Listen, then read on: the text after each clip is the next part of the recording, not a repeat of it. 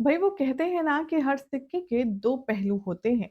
इसीलिए किसी की बारे में अपनी राय बनाने से पहले दोनों साइड को अच्छे से देख लेना चाहिए।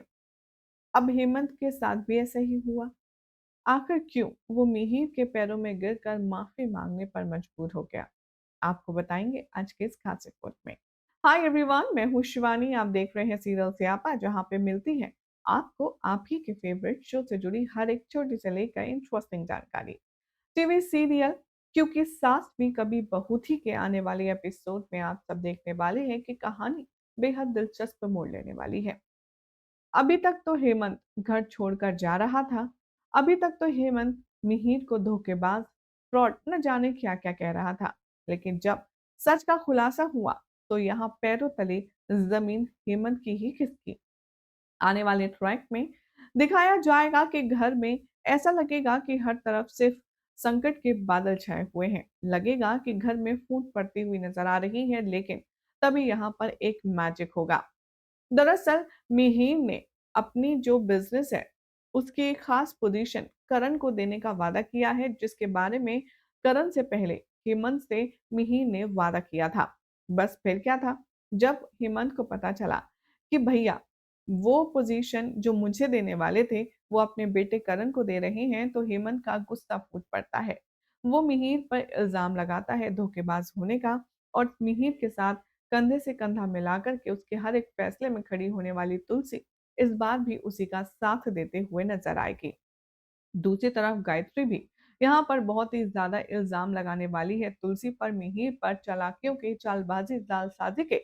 लेकिन अब कहते हैं ना कि खुद अपने ही पैरों पर कुल्हाड़ी मारने वाला था हेमंत। शो के आने वाले प्रोमो में दिखाया जा रहा है कि हेमंत नाराज होकर के, मिहिर के इस फैसले से नाराज होकर के वो घर छोड़कर अपना सारा सामान लेकर के जाने वाला होता है।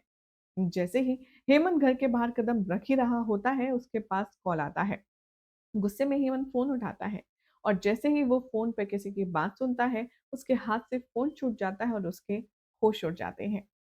फौरन बाजी पलट जाती है। आने वाले ट्रैक में दिखाया जाएगा कि हेमंत घर के अंदर लौट कर आएगा। इतना ही नहीं, वो मिहिर के पैरों में गिर जाएगा, वो पैरों में बैठ जाएगा, उसके पैर छुएगा और कहेगा कि आपने इतना बड़ा फैसला मेरे लिए किया और मुझे बताया तक नहीं।